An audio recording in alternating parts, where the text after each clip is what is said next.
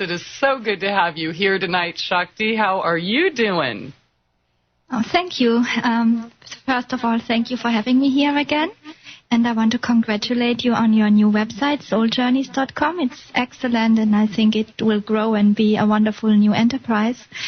And yeah, I'm very well. I'm keeping myself well, and I'm very busy because we are living in troubled times, and more people are struggling and needing emotional support and having problems, getting sick, both mentally, emotionally, spiritually, in all ways you can think of.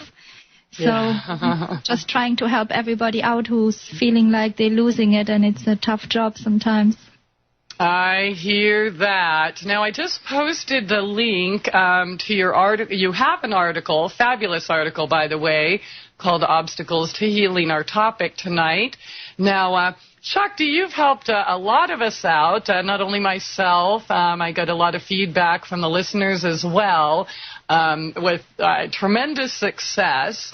But I'm sure there's things that, you know, we don't take into consideration. Sometimes you might think, oh, Shakti is going to heal me, and I'm going to have this magical pill or this magical session, and then my work is done.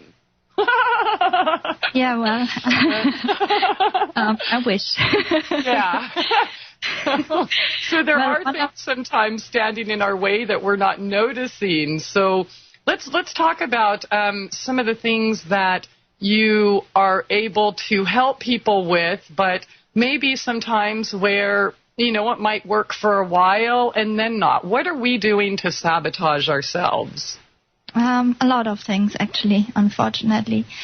Maybe let's start at the beginning, what I'm doing to help people. So basically what I do is I try to put the energy right again so that then the body can heal itself and all kind of other symptoms go away as well. Because in the end, we are energy beings.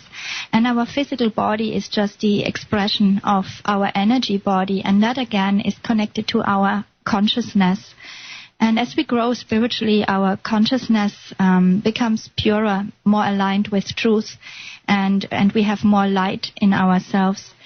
And when we have blockages, when we don't deal with issues, when we're in denial or put the head in the sand, like the famous ostrich, then we start to block ourselves up. Energy imbalances occur. Sometimes also when people had trauma, energy balances will occur, and then negativity can get in. We've talked on Truth Brigade before about entities and the damage they can do. So my work, when I'm working with somebody the first time, I'm checking their energy body for any obstructions, and I remove entities. They often cannot be removed in a single session. It generally takes about 4 sessions to get all the entities out, depending on how severe it is. Some people are faster, some slower. And then I repair chakras that might be damaged. And so a lot of things can be done, and people get tremendous healing. But then there are the people where nothing seems to happen. And it's very easy to pinpoint this. You can quite often already hear it by the voice of the people. There's often a certain apathy, and when you ask them, you will hear a general story like, gone to 100 healers, nobody could help me, gone to 100 doctors, nobody could help me, gone to all these psychics, everybody said something else, but nobody could really help me. And then it's time to look at the issues, because the issues are what's keeping the problem in place. And this is where it gets tough, because people are very happy to have a healer come in and heal them, fix their chakras, sort their problems out. But when they hear that they got to do something themselves, or that they got to look at such unpleasant things as their issues, then they quite often resist. I don't know anything about that. Shakti, what are some of the most common symptoms that one would experience if we do have blockages and might be unaware? Well, energy blockages, depending on where they are in the body, can manifest as about any physical problem you can think of, and also mental problems. Yeah, very common is when the energy is very blocked, that people will be very tired. That is a very So that's usually where people will complain about fatigue or complain about some physical malady and then run to a doctor, completely ignoring what's going on in their energy body. Yeah, that's right, because we are not, the energy body doesn't exist according to modern medicine, you know. They think that we are machines, we are biological machines, and they take a part out, put another part in, use another spare part, or, you know, give a bit of oiling in form of some chemicals. Mm-hmm. Yeah. You were at the garage. And doesn't that further serve doesn't that further serve the blockages and perhaps help them continue to grow? It does, and sometimes you actually can see certain medical treatments will have very adverse effects on the energy body. For example, I've seen with people who are on psychopharmaca medications that affect the mind that they quite often attract brain entities. They have lots of stuff in their brain, little entities. People who had chemotherapy, their whole energy body the aura turns black. People who had radiation therapy can have, I've not seen it very often because I don't normally work with these people, but it tends to completely shred the aura. And it can even be if you had one of these computer tomographies, these scans that are very harmful, this can do it as well. So a lot of things that we are exposed to, a lot of energies from radiation, X-rays, and so on, has effects on the energy body. Okay, so most often when one decides that they need a healing, maybe they're not sure what it is, it starts off with physical symptoms. Yeah, but sometimes people also have a feeling that something is just not right, or they don't feel like themselves. Yeah, mm-hmm. Some people know already. Some people have read my articles and they already figured out that they have a soul loss. We talked about soul loss and soul retrieval before on one of your shows, Christie. Yes. So listeners can still find the archives. Soul loss, a lot of people have it. Basically, everybody has had some soul loss to some extent. Just depends on how bad it is. Yes. And that usually has the symptoms of feeling depressed, not feeling like yourself, feeling like life isn't as good as before, and just not really finding the enjoyment anymore. And so these people may not have any real physical symptoms, but they feel that something's not right. What about things that we do every day?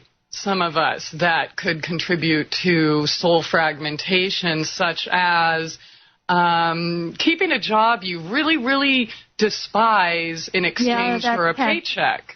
It's when you're betraying yourself, then you can lose your soul. And if you're doing something that goes contrary to your conscience or better knowledge that your inner voice tells you not to do, and you do it anyway, then you start to lose yourself. Or if you're living a life that you know is not the life you should be living, you have a different calling, but you do the thing that is easier or more socially acceptable, then you can lose a part of your soul, because on a soul level you know that this is not what you came here to do. Yeah, so and things that I see most common is, we stay in relationships we really don't want to be in, whether it's convenient or, like work-related, as I brought up before, where, maybe working for a company that isn't really doing the best things, and, I'm clean, I know they're doing it, but not me, and hey, I have a paycheck, and we have the house on the hill. So are there any other things that we might be doing to ourselves? However, consciously, unconsciously. Taking drugs, that's going to cause serious problems in the energy body. It'll let a lot of entities in. Mm-hmm. And these entities then are going to cause bad luck and all kind of horrific experiences, which are probably going to traumatize you so much that you might get a soul loss in the end. Wouldn't you say that a lot of us are kind of in denial when it comes to ourselves, looking in the mirror, for instance? Mm-hmm. It's easy to point out what's wrong with the world or what's wrong with other people, but we sometimes completely ignore that we might be contributing to our own unhealthiness on some level. Oh, absolutely. I mean, what you need are two things. Everybody needs it. That's ruthless truth when it comes to yourself. You have to be ruthless with yourself if you want to spiritually grow. And the other thing is to take responsibility. Yes. So it's very important when you're on the spiritual path, you know, all these people, they are pseudo-spiritual. They're talking a lot of spiritual stuff that sounds kind of nice, but it all stays on the left logical brain. It's not going in the depth, and they're not living it. And then they don't ever look at themselves, and they don't assess themselves. Self-assessment is very important on the spiritual path, that you regularly take time to look at yourself and see what your shortcomings are, and then try to work on them to be a greater you. And a lot of people don't want to do that because ego is in charge. And that is a typical thing on the spiritual path, especially among spiritual people, maybe more than among even unspiritual people.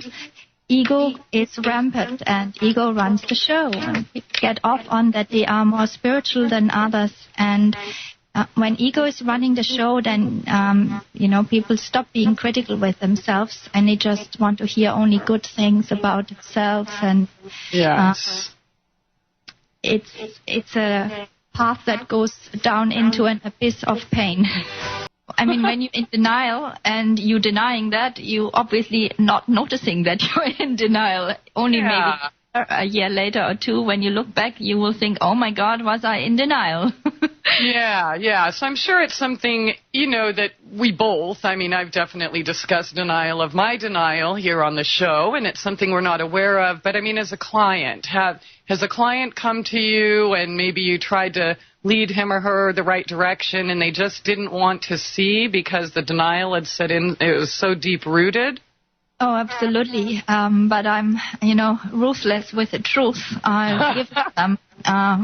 Absolutely, I got no mercy there, because I'm not going to do them good if I tolerate their problems. Then they will not get any healing, and that's much worse than if I give them the uncomfortable truth. And I always try to do it nicely, but I do say things at times like, you are an energy vampire. You got to look at that.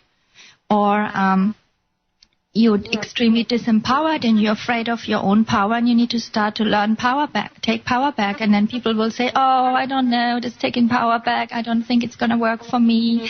And I already smile inside.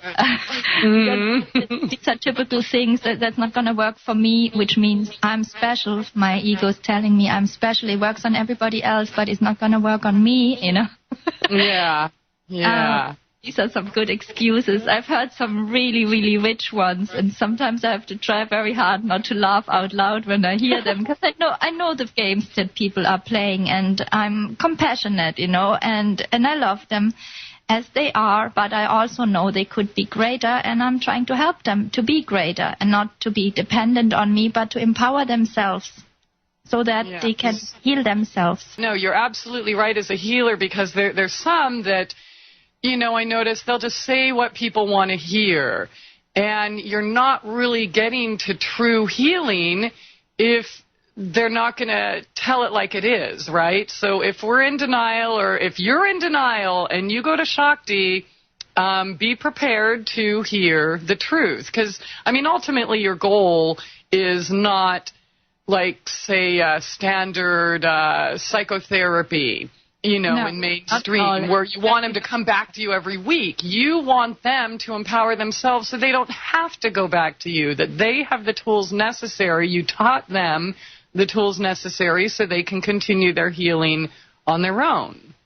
Exactly. And this is going back to responsibility. The reason why somebody has got a problem in the first place is always some disconnection from spirit and from spiritual truth. It's either we are not understanding reality, we are refusing to learn a lesson, we have a trauma that we haven't looked at, that we need to basically mentally and spiritually process so that we can move on, and we haven't done that yet. It's many, many different things, but it's our own karma and our own issues. So it's our responsibility to clean them up. Of course, I understand that somebody who seeks healing often is lost and they don't know what's happening to them and why they're having these problems. And this is where the healer comes in. And a lot of things can be done that doesn't need the participation of a client. For example, if they've got lots of entities, surely I can remove the entities. But if they then irresponsible and, take drugs and get completely drunk and get new ones, then it's just an endless cycle. Yeah, okay. Now, as far as things that are holding us back, we've pretty much covered denial, or at least as much as we are going to in this show tonight. But how destructive are our negative belief patterns? Very destructive. It can come to a point where no healing is possible at all anymore. For example, our beliefs create our reality. Let's say if somebody believes that his disease is incurable, that's enough that it's not going to work because you have this firm belief that it is incurable, so nothing's going to work. Okay. You're just not allowing the healing energy to come in. Okay, now what if we don't think we're being negative, if we think it's just reality? That was an excuse I used to use. Well, I'm not being negative. I'm just being honest. I'm just facing the truth. Life sucks, I suck, and I'm always going to suck. I think it's really important that we need to assess where our beliefs are coming from in the first place. For instance, when I was told I had 6 months to live 17 years ago, or, I was in a wheelchair and doctors told me I'd never walk again. And I watched a movie this week where the woman was in a wheelchair with MS, and this guy told her she could heal, and she's like, are you crazy? Don't you understand? I have MS. I'm going to have it my whole life, and I'll never heal, and I'll never walk again. So I think it's also important to assess where we were given these beliefs. Do we believe it because somebody told us or because we've read it somewhere? I think because that really helped me, I think, on my healing journey, realizing that, wait a minute, I was lied to about everything else. Maybe it won't be true. And in a sense, I ended up lying to myself, or at least I looked at it as lying by, saying thank you, God, for restoring my health, or thank you for, or I'm healthy. I would say things to myself that I knew really weren't true at that moment, but just switching my thoughts that really changed everything. Mm-hmm. Excellent, Christie. That is very true what you said. First of all, yes, these beliefs are often implanted in us intentionally by the system, because we are meant to be dependent on the system, whether it's the medical system or the government. They want us to not know our own power so that we can be manipulated and our energy harvested somehow, and our money, of course.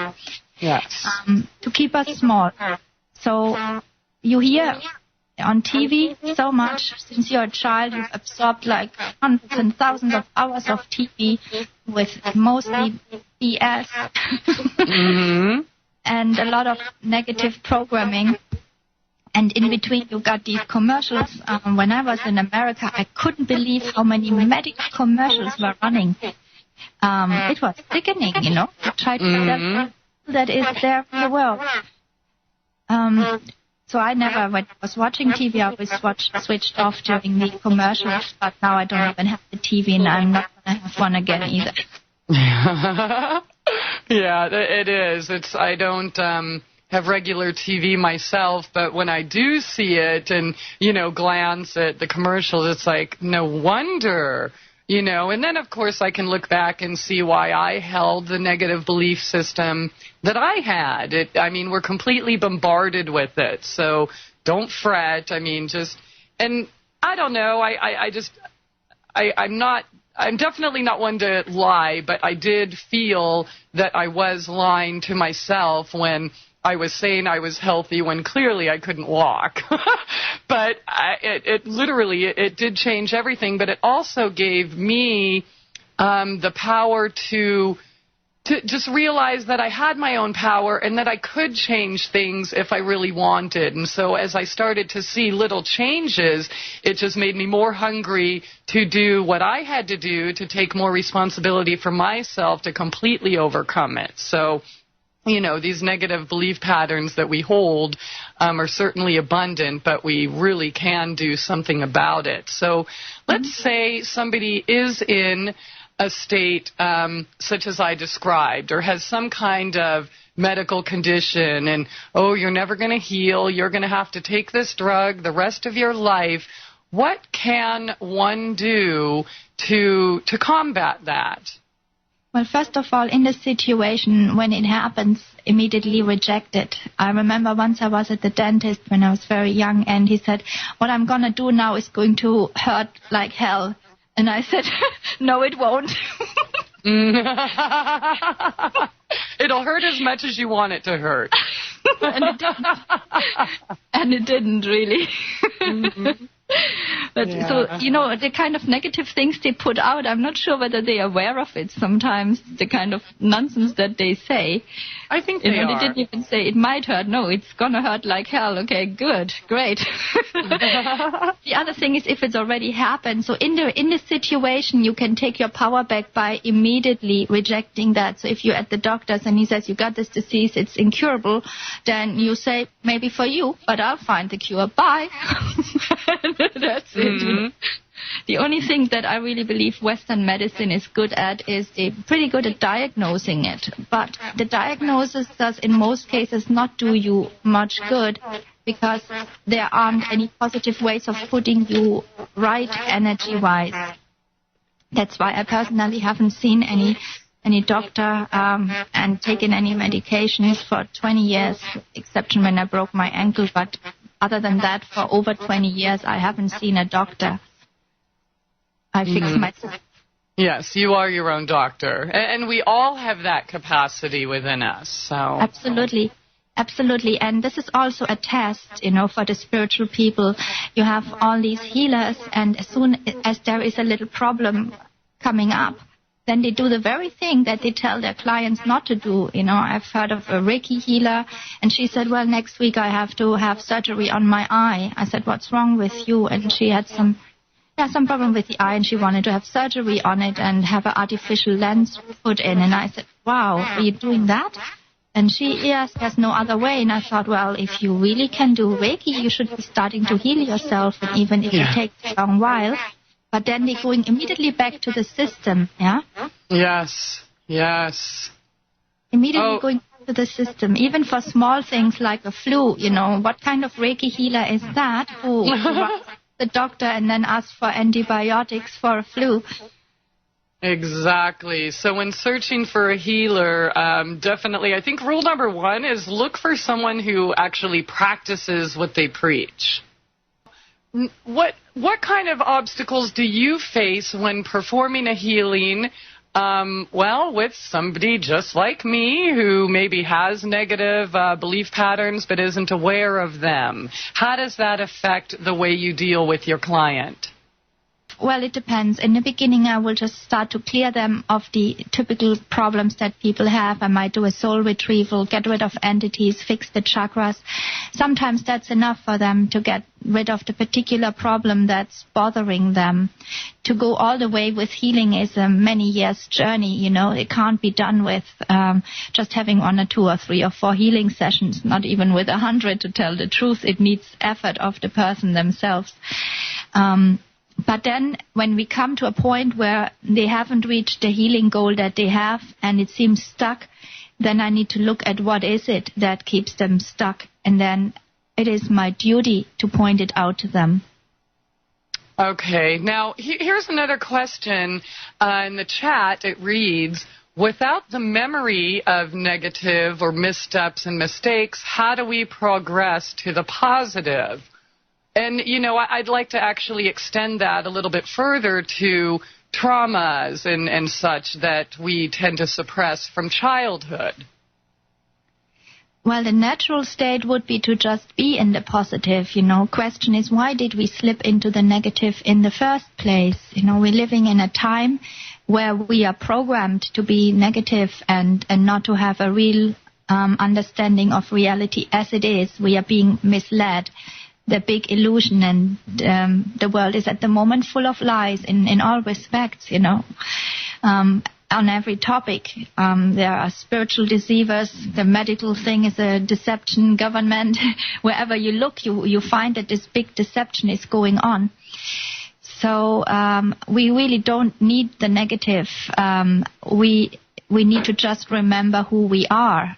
Now, somebody here in the chat is asking about guilt, and I know that's one of the topics we are going to tackle tonight. So the question reads, to ask you how one achieves getting over guilt for missteps or mistakes in life that we regret. Well, there's two different types of guilt. There is the one that you shouldn't be carrying, and the one where you've really done something wrong. Sometimes, if you really feel that you've done something wrong, you will have to forgive yourself. But you can't just say, okay, that's it, I'll forgive myself now, that's it, because probably it's not going to work. So what you have to do is you have to look at the whole situation where you did something wrong, and you have to look at all aspects, what made you do it. And there's usually an underlying weakness in your character that made you do that. Maybe you didn't speak up when you should have, and then somebody else was being bashed, and that's because you were cowardly or you were afraid of being criticized, yeah? Or losing a job. Yeah. And then, so what is it? It's cowardice or it's materialism, yeah? It's betraying yourself, not listening to your inner voice. And once you have identified the actually underlying issue, such as cowardice, materialism, greed, whatever it was, then you just say, okay, so that's my flaw. All right. Now, I don't like this flaw anymore, I'm going to change it. And then you start to develop the opposite. You learn non-attachment. If you attach to the material, you start to act like a brave man and develop courage. So you develop the virtue that's missing, and then once you've resolved this, then you can forgive yourself. You cannot forgive yourself if you don't say that you're not going to do it again and really mean it, and if you're not working on the issue that caused you to make the mistake in the first place. I mean, getting to guilt, and you said there's two kinds of guilt. Many of us carry guilt that really shouldn't be there at all. It's just, oh, well, this is how I was raised due to whatever religion our parents taught us. So can we talk about that type of guilt and how to get over that? Yeah, that's actually the more common guilt. That's guilt that other people have dumped on you, guilt manipulation. And it's in society, and it's in the families, and it's in relationships, yeah. So maybe your mother said, you're not helping me at all, and because of you my life is so hard, and you're so lazy, and you're just making my life hard. So from childhood on, you felt that you were a burden, and that it was your fault that your mother was suffering. Mm-hmm. And that is the kind of guilt that people have dumped on you, yeah. In the example that I've just given, the mother, of course, would have a terrible martyr complex. That's her issue. Mm-hmm. Mm-hmm. And then she's dumping that on you, and you feel awful, and you carry this guilt. Then you develop a belief pattern that you are a burden, or that you are lazy, or that you are good for nothing. And you constantly feel guilty if you allow yourself to have a short break because you think you're not hardworking enough or you're not good enough. So once you understand where the problem comes from, and then you can start to work on the belief system. And there's also meditations you can do where you're actually taking that guilt that has been dumped on you and then returning it to the one who dumped it on you. And I do that in the, I'm teaching people how to take power back, which is a meditation, and that includes, among other things, also cord cutting and giving back guilt that has been dumped on us. And guilt like, God's just punishing you. What about that type of? God is punishing me, okay, is a belief problem, and it's being a victim, yeah? Okay. Like, you're not one of us, or you don't go to our church, or you said the F word, or, whatever. How do we combat issues like that? Well, the victim complex is one of the worst ones to have, because nothing good happens while you're having the victim complex. You'll just be victimized over and over again by about everybody around you. And so the first thing is to recognize, oh my God, I've got a victim complex. That's not nice. I don't like it. And you have to realize, what does a victim usually do? The victim is helpless. The victim likes to complain and wail a lot, but doesn't actually ever fight back, and doesn't defend himself or herself, doesn't fight back, and basically is waiting for a rescuer. And that is very common. You see, when people have a problem, they don't want to take responsibility and sort it out. So the payoff for the victim is that they don't need to take responsibility. It's always somebody else's fault because these bad people did these bad things to them, and they don't need to sort it out. Do you ever notice that some people use their victimhood, kind of wear it as a badge of honor? I mean, I've been seeing all these different groups, save the victims, or we're victims of this, show us attention and things. I mean, being a victim is kind of a business that sells, I think.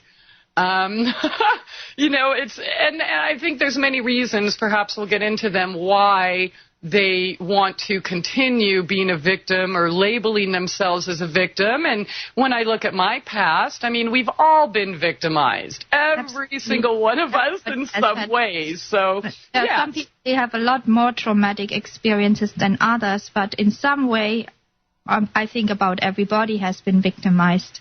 I realized, looking back on my victimhood years, that it kind of was a badge of honor, and it was also an excuse to either be irresponsible or, I think as you said, wait for their savior, or just, contribute further to the negative belief patterns and further fragment my own soul.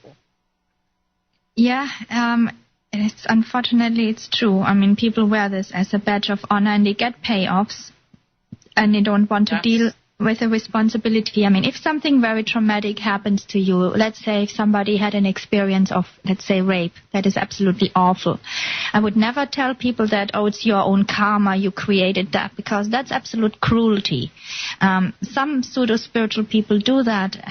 It might be your karma that these things happen, but not because you deserved it. But it could be because of things that happened to you in a past life. You now have a pattern of this, which this may just tell you you need to release it so you can step out of it once and for all. And you can't blame somebody for having been the victim of a crime. But some people will think that they feel that they are victim with whatever tiny thing happens to them. If they don't get a seat in a bus or something, they will think that they've been victimized, or they're already expecting it and they are attracting it that way. And there are even, as I said before, there are whole nations that, enjoy their victimhood and get the payoffs. Yeah, definitely. Okay, so how can we turn from being a victim to being a victor? Well, first of all, understand being a victim is you're going to be a loser. And nothing's going to go well for you. Secondly, start not acting like a victim. Start acting like a warrior. You got to get away from the victim and get the warrior. If things, start a lot. Relationship. People insult you and are verbally abusive, say something back. Don't just shut up and then at home you mull over it for weeks, what they said to you and how hurtful it was. Just say something straight back, Somebody physically attacks you, fight back with whatever little force you have is better than just allowing it. Fight for your right. Defend yourself. Anger can be a positive force because it teaches you not to take it anymore. That basically your territory is being invaded and you need to do something. Anger is a direct result of being disempowered. Yeah.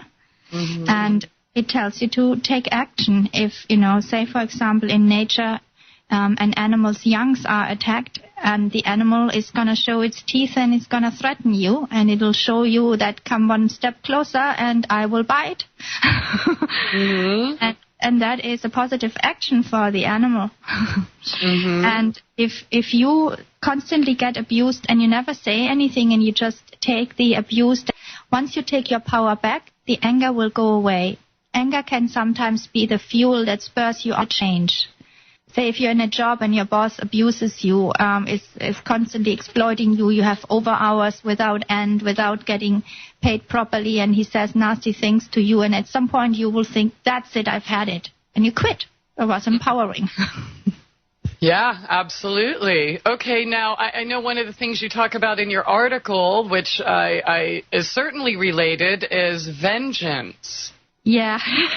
So I know that's something, when we realize, we've been victimized and screw you, I'm going to stand up and fight, I don't want this anymore, and then we want to seek revenge, and then we get into this negative spiral, the snowball effect that leads to maybe even lifelong vengeance. So yeah, I'm not talking about a physical vengeance where somebody goes out with a gun to shoot somebody. Of course, I'm not recommending that. Yeah. I'm talking about the victim's way of vengeance, where, for example, you feel that your parents did you wrong, so you develop some horrible disease so they can see how they messed you up, or you become a loser and an alcoholic and you never hold any job, and then you look at say to your parents, well, you didn't bring me up properly, it's all your fault. And now I'm going to show them how they messed me up. And this, of course, is not a conscious process, it's subconsciously. But it's a way of getting back at them, so that other people will say, my, oh my, these people's son, he's a bad guy. I don't think they did very well on bringing him up. Mm-hmm. So this is the vengeance I'm talking about, and it's a subtle pattern. It's most of the time subconscious, and one has to ask oneself, is there anybody I want to get back at by having this problem in my life? Yes. Okay, so what you do talk about in your article is you say that some people are actually trying to punish God or prove God doesn't exist by having a horrible life. And, some things I hear often all the time, because, that's a really good point. They want to see what they can get away with, et cetera. But one thing I hear about all the time is, well, obviously there isn't a God because there's no way these little children would be dying. That's very common, actually. It's also part of the martyr complex. In the martyr complex, people thinking that they are better than God. I actually had a man who told me once, when I asked him what he really wanted from life, and that was at the time after I had self-realization, and there were some very strange effects. So whenever I was with people, they were forced to speak the truth, even they didn't want to, which led to some very hilarious situations. So when I asked this man, what is it you really want? And he said, I want to be God. And he said, because he's not doing a good job and I could do much better. And I thought, wow, the arrogance of that. So yes, it's very convoluted. Sometimes people want to punish God because he didn't help them. Sometimes people think they're better than God. It's very convoluted what's going on. And people feel ashamed when they become aware of what they've been playing, the games they've been playing. It's hard for them to admit it even to themselves. Because when you're looking at it, isn't it horrible when you tell yourself, I was arrogant, I thought that I was smarter than God? Wow, that's quite a big chunk to bite off. So then the guilt creeps in again, and that's another vicious cycle. And the self-punishment, it's a cycle, isn't it? Yeah, it sure is.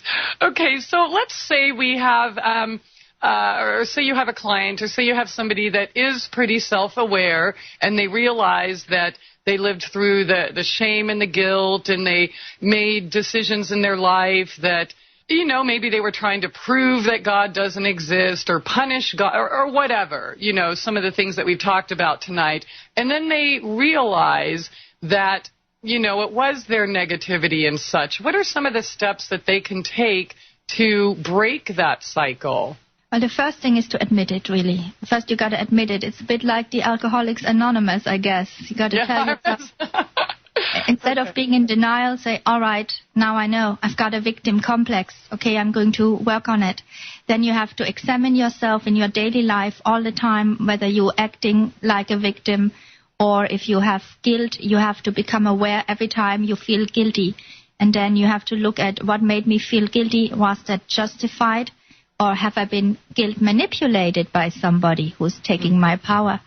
Then stop feeling guilty about it and see the manipulation of the other people. And that's how you break out of it. It's basically awareness. You need spiritual awareness, and you need to constantly watch your mind. The mind is the culprit. All the patterns are in the mind. It's not in the body. And the mind is a bundle of thought waves and patterns that we have acquired, and we can change it and make it into a completely different mind, a much better one. Okay. All right. I like that. Now, I would like for you to spend some time on ego, Shakti. I know, we're told all sorts of things. There's some religions that say, oh, you need to suppress it entirely. And, I would think that obviously that's impossible since it is part of us. So how do you suggest we work with our ego when we see it coming out? Like, for instance, you start off your paragraph about ego saying that the greatest need is to be special. The ego might say, I'm so special, I suffer more than anyone else. Look at me and admire me. And I have to say, once again, Shakti, you hit the nail on the head. I also had those thoughts in certain times of my life. So how do we balance that to get it to work for us or with us as opposed to against us? Well, first of all, you got to be aware what gives your particular ego its kicks. So take a piece of paper and write down, I'm special because, and just think of everything that you can think of, and write down in which way you are greater than others. Like, I'm richer, I'm more beautiful, whatever comes to mind, I'm more intelligent, I'm more spiritual. And it can also be the opposite, the worst, like I'm uglier than anybody else, poorer than anybody else, more pitiful than anybody else, whatever. And these are the kicks that your ego has. Okay, and ego always destroys what you're most proud of. So if you're very proud of your intelligence, it's going to trip you up and make you look really stupid. If you're proud of your beauty, you might have an accident and get some ugly scars, and the beauty is going to be bye-bye. Yeah. So, ego tends to destroy what you are, what you want most or what you're most proud of. So then next you need to put the ego in its place. That is, again, you got to watch your thoughts every day. There are also some meditations for ego processing that I've learned and that I have done for myself. But I think I find personally I prefer the method where through spiritual practices and meditation, you eventually get the ego under control. Now, ego, there are some things that are absolute poison for ego. Ego doesn't like to ask for help. So one way of, putting ego in place is to, when you need help, ask for help. So we cannot get rid of the ego completely, and that would leave you incapable of dealing with things in this physical reality. So you need the ego. It has a function. And the thing is, if the ego goes out of control and it oversteps its boundaries and runs the whole show, which it does in most people, then you have a problem. And as soon as a person who has got an out-of-control ego gets in a position of power or gets some spiritual power, then things go very badly wrong. So sooner or later, every spiritual person has to deal with the ego, or you will get a fall. Now, as we said already, one way of dealing, there are different ways of dealing with ego. The main thing is you got to mature it. You can't get rid of it. And there are some things that ego doesn't like, such as asking for help. So if you really need help, do ask for it and don't feel ashamed to ask for it. That'll humble ego a bit. And another thing that ego absolutely hates is to admit it has made a mistake. So if you've made a mistake, admit it openly, and if you have done something wrong, apologize, because that's another thing that ego absolutely doesn't like. Okay, now how do we know if our ego is in check, or if the anger perhaps is coming from the ego or from somewhere else? Let's say you're getting very angry. First of all, assess, is this something that's actually happening now, or are you mulling over something that's already happened? If you're mulling over something that has happened and you cannot get rid of the thought and you're going over the incident over and over again, then you've been disempowered in that incident, as can happen when you've been abused physically, sexually, verbally, as can happen when somebody has cheated you, lied to you, and so on. In this case, you need to take power back from the person and the anger will go. If you're having a situation at hand that's happening right now and you're suddenly getting very angry, then ask yourself, first of all, calmly, why am I getting angry? Is this person actually doing something that I should not allow him to do? It's like attacking you physically, you've got a reason to be angry, attacking you verbally, you've got a reason to be angry. Though sometimes, I must honestly say, sometimes when the people do this, I'll just watch it with a certain amount of detached amusement, because I see how their entities are pushing their buttons and they're just trying to put it out on me, and most of the time I just won't reply to this kind of thing unless I feel that it's going too far and they need to be put in their boundaries. Then I can be very fierce. Yes, you can. But the good thing is I calm down very quickly. I say what I have to say, and I can be really fierce about it, but I'll calm down afterwards. Yeah, get it out and deal with it then. Don't hold on to it. Don't harbor it.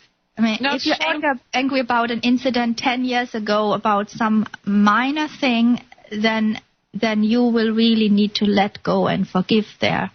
But you might consider whether you should be taking power back from that person, because most likely it's needed.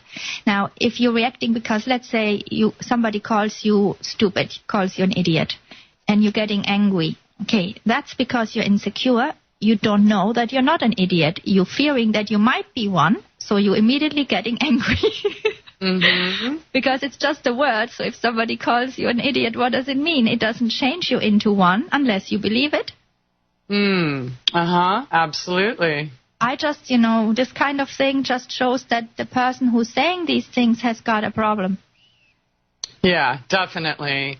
Okay, now let me ask you, can you speak a little bit on the psychology of ego, when good people go bad, so to speak? I mean, we see it in well-meaning people, whether they're politicians or anyone that gets some type of position of power. In fact, I've seen with my own eyes what I thought was like a beautiful person, and they were given a label and everything changed. Where does that come from? Do you think that, maybe you've heard of love bombing and such that psychopaths use to other people? Do you think a regular person can basically fall for that, and then all of a sudden their ego takes over? Or do you think it was always there? How does that happen? How do good people go bad overnight? All right. So first of all, I don't quite like the word psychology of the ego, because I'm not a psychologist and I don't want to be. So let's say the mechanism of the ego. Okay, all right. And, in my opinion, my assessment of this is that people haven't got a real base of ethics. Before, when they didn't have much power, they were only good because of lack of opportunity to being bad. And okay, so they were just like in check, or just kind of waiting for that opportunity to let the ego take over completely. Yeah, let's just say as an analogy, for example, a man who is not very good looking or cannot get any girls, so we could say, well, he was all virtuous and celibate. Well, that was just because he couldn't get anything. But as soon as, most likely, but then as soon as, let's say, this guy maybe looks more attractive, done some bodybuilding, and suddenly he's got lots of money and the girls are after him because he's in a position of power, and now he's messing around and cheating his wife all the time.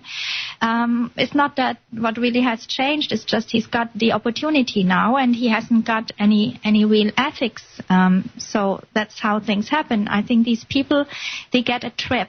and they haven't dealt with their own issues. They can be people who, for example, have an inferiority complex or, have feelings of resentment. Suddenly they are in a position of power, and then they can pay back all the people who treated them badly from school times, and they can dish it out to others, or sometimes they get high on it, and they have got nothing to hold them back. There are no proper boundaries of ethics in place.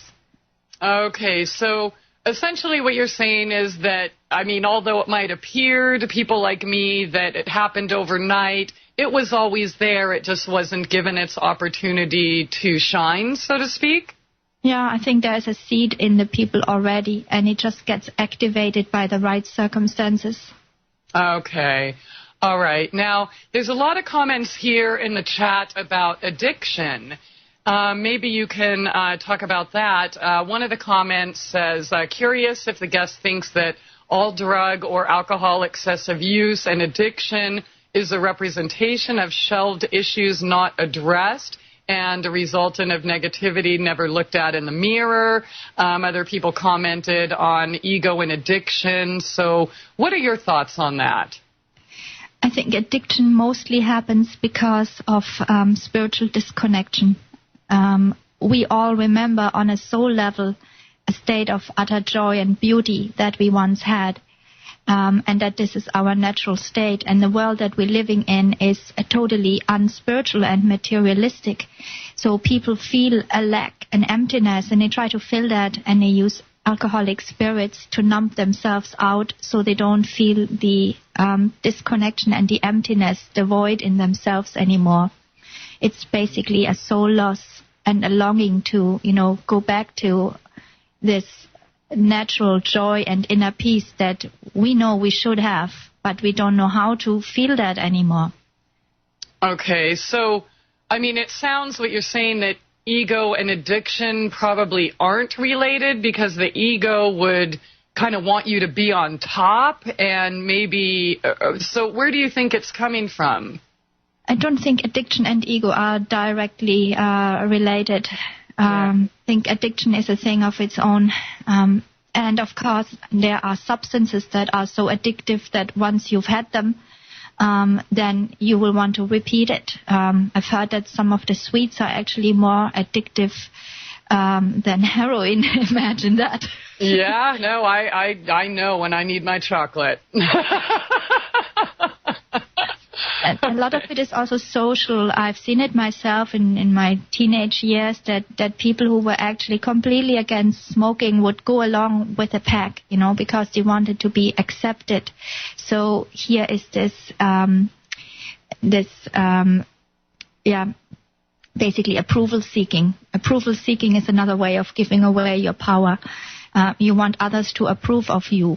If you're really strong within yourself, it doesn't matter at all what other people think, because you know that you're a good human being, and you know your own power and your strengths, and you respect yourself. So it doesn't matter if other people don't respect you. But if you're insecure, then you need to have an approval from the outside because you don't know who you are. So it's almost sounding like an ego can actually help people with addictions they want to overcome. That's a positive ego. The positive ego, the mature ego, says, I am enough. The childhood ego says, I can't get enough. So when somebody is stuck in a child ego, you'll find they can't get enough. They don't have enough money, they don't get enough love, they don't get enough attention, they don't get enough joy in their life, whatever. And then the next stage of the ego, the adolescent ego, is the I'm not good enough. They think maybe I'm not beautiful enough, I'm not manly enough, whatever it is.